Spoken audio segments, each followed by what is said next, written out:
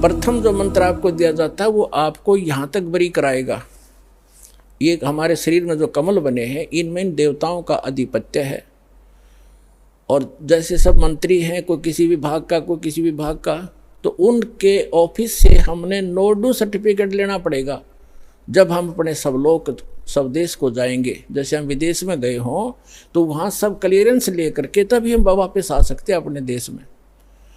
तो इस प्रकार जो आपको प्रथम मंत्र दिया जाता है वो आपको यहाँ तक बरी करेगा। वो इन सभी देवों की साधना है या इनकी पूजा नहीं है। तो इनका जाप हम करेंगे तो ये पूजा नहीं करे। जैसे हम किसी से लोन ले रखा है बैंक से, उसकी किस्त भरते हैं तो उसकी पूजा थोड़ी है, तो करते हुए हमारा करना चाहिए, नहीं तो हमारी नीलामी हो जाएगी। हमने टेलीफोन कार्ड ले रखा है कनेक्शन और हम बिल नहीं भरेंगे तो बिल भर रहे हैं तो क्या उसकी पूजा कर रहे हैं? हम अपना कर्तव्य निभा रहे हैं और हम उसका टैक्स देंगे तो हम आगे चलाएंगे। इसी प्रकार अन्य बिजली, पानी, गैस कनेक्शन के बारे में जाने। तो इसी प्रकार इन सभी देवों से हमें राहत मिलती है, लेकिन ये मिलती है इन मंत्रों से। जैसे आपको पहले भी बताया था, ये इनके मूल मंत्र हैं। इनके अतिरिक्त कोई मंत्र और जाप किया जाता है ये कभी लाभ नहीं देंगे। जैसे एक भैंसा होता है या जैसे ये जिसको खागड़ कहते हैं जो, तो उनका एक अलग कोड मंत्र है। जैसे खागड़ को यानी बैल को सांड करें जा वो ना देखे, और उन्हें एक बार कर दे हर वो नू देखेगा, ऐसे देखेगा चकुन्ना हो करके। तो वो जो अलग से जो मंत्र, उसका जो कोड वर्ड है वो है उसका असली मंत्र, उससे खिंच जाता, उसके बस की बात नहीं होती। जैसे भैंसे ने कहा अगर हर, और वैसे उसको कहता जाए भैंसा भैंसा कति नहीं देखा वो, अरे एक बार ने कह दिया हर नू देखेगा पाछे मुड़ के। तो ये जो हुर्र है इसका मूल मंत्र है, वो विवश है उसके। तो ये जो मंत्र हैं ये इन भगवानों के मूल मंत्र है, विवश है, इनके बस की बात नहीं। इस मंत्र से इनमें अवश्य गतिविधि होती है और तभी आपको तुरंत लाभ हो जाएगा। तो उसके बाद जैसे गीता अध्याय नंबर 8 के श्लोक नंबर 5 और 7 में गीता ज्ञानदाता कहता है मेरी भक्ति कर। 8वें अध्याय के 13वें श्लोक में गीता में उसने अपना मंत्र बता दिया। तो मेरी भक्ति करेगा तो मुझे ही प्राप्त होगा बस, और ब्रह्मलोक में जाएगा। ब्रह्मलोक में गए हुए प्राणी भी वापस आते। ये कंप्लीट नहीं हुआ, ये मोक्ष पूर्ण मोक्ष नहीं हुआ, क्योंकि गीता अध्याय नंबर 8 के श्लोक नंबर 16 में ये भी स्पष्ट कर दिया है कि ब्रह्मलोक में गए हुए प्राणी भी पुनरावृत्ति के अंदर है, जन्म मृत्यु होती है। 18वें अध्याय के 62वें श्लोक में, 15वें अध्याय के 4थे श्लोक में स्पष्ट किया है कि अर्जुन तू सर्वभाव से उस परमेश्वर की शरण में जा, उसकी कृपा से तू परम शांति को और सनातन परम धाम को, शाश्वत स्थान को प्राप्त होगा, जहाँ जाने के बाद साधक फिर लौटकर कभी संसार में नहीं आते। तो उसके लिए 8वें अध्याय के 8, 9, 10 में कहा है कि जो उस परमात्मा की परम अक्षर ब्रह्म की भक्ति करता है, उस तत्वदर्शी संत से प्राप्त करके कंप्लीट स्पिरिचुअल ये भक्ति विधि, भक्ति मेथड, वर्शिप मेथड, तो फिर वो उस भक्ति के बल से, उस योग के बल से, योग माने भक्ति साधना के बल से उस परमात्मा को प्राप्त हो जाता है। तो यहाँ जो बात अभी तक अड़ी रही इन कबीर पंथियों के, ये कहते तो थे हम सतपुरुष की कथा सुनाते थे, और ये न्यू के कहते हैं कि जो तुम अन्य जाप करते हो ना ये तो काल के जाप है। अरे कोई बात हुई? अब जैसे हमने जल निकालना है पृथ्वी से, तो हमारा जल पूज्य है, उसको पाने के लिए जो इंस्ट्रूमेंट, हैंडपंप लगाने के लिए बोकी मारनी है, पाइप लानी है, हैंडपंप लगाना है, तो ये है उसके पाने का एक प्रोसेस है और प्रोसीजर है। ये इंस्ट्रूमेंट है उसको प्राप्त कराने के। ये इनकी पूजा नहीं कर रहे, हम इनको तो प्रयोग कर रहे हैं। तो ये जितने मंत्र हैं ये इन भगवान उस पूज्य वस्तु को पाने के लिए हमारी साधना के शस्त्र हैं। शास्त्र, ये शस्त्र हैं, हमारे मंत्र हैं। तो इसमें जैसे हम जैसे पाइप लाए, ये तो समझ लो पाइप लाए हैंडपंप लगाने के लिए, ये तो प्रथम मंत्र की कमाई से आपको लाभ हुआ। फिर बोकी, ये है सतनाम, इस बोकी को मारेंगे नीचे से, फिर बाहर मिट्टी निकालेंगे, फिर मारेंगे, फिर निकालेंगे, और पाइप साथ साथ चलेगी। तो जो सतनाम है ये श्वास उश्वास के 2 मंत्र का है। इस 2 मंत्र के जाप का आपने तब तक साधना करनी है जब, जैसे बोकी का काम उस समय तक है जब तक वो पानी जल तक ना पहुंच जाती पाइप। अब पाइप पहुंच गई जल तक नीचे पृथ्वी में, और यदि उसके ऊपर हैंडपंप नहीं लगाया तो अब पाइप भी व्यर्थ है, नीचे लोअर कर दी वो भी व्यर्थ है।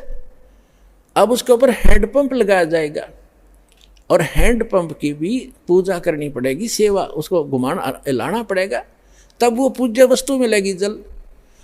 तो ये जो पाइप लाए हम खरीद कर, ये तो प्रथम मंत्र का लाभ समझो। और सतनाम का जो जाप है 2 अक्षर का, ये बोकी समझो, ये इसका काम ये हो गया।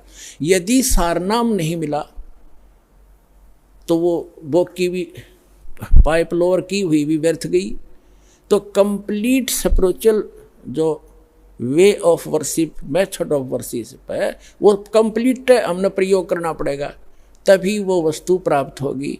तो मूल जो सतनाम का जो 2 अक्षर का मंत्र है वो तो श्वास उश्वास से जाप करना है। उसने तो पाइप पहुंचा दी पानी के तक एंड उसका। अब सार शब्द जो है, सार नाम आदि नाम, वो हैंडपंप है ऊपर का मशीन, वो लगाई जाएगी, फिर वो पूज्य वस्तु रोज प्राप्त होगी, कितना निकाल लियो। तो इस प्रकार परमात्मा प्राप्ति होगी पुण्यात्माओं। वो स्पिरिचुअल नॉलेज दास के पास है, आओ और ग्रहण करो।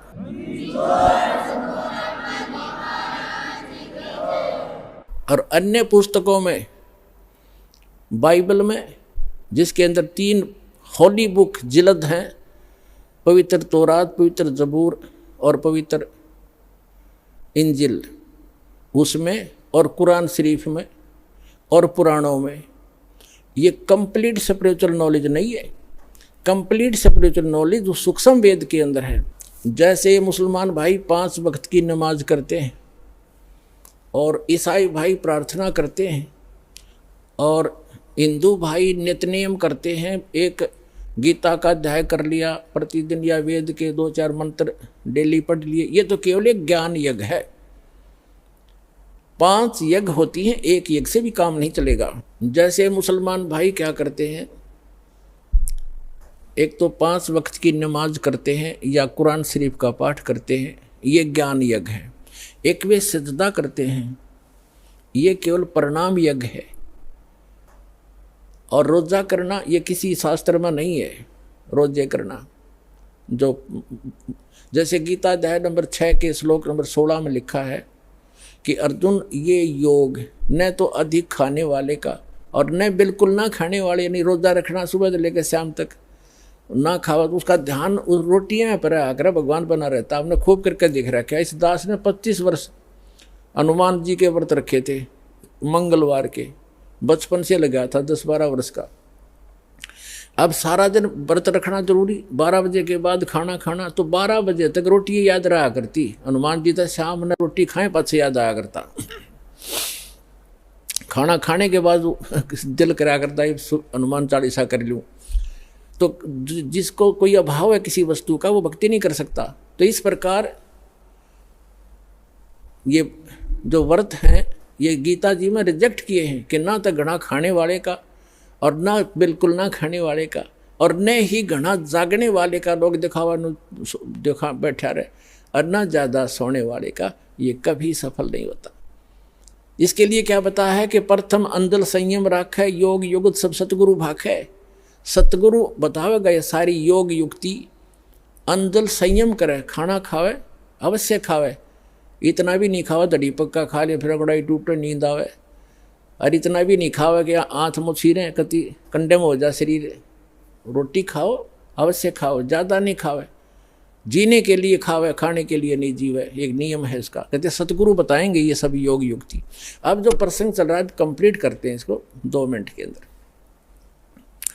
अब तो ना तो पवित्र बाइबल में जो 3 बुक है उनके अंदर, और ना कुरान शरीफ में, ना पुराणों में इस परमात्मा के पाने का कंप्लीट स्पिरिचुअल नॉलेज नहीं है, और ना वेद और गीता में।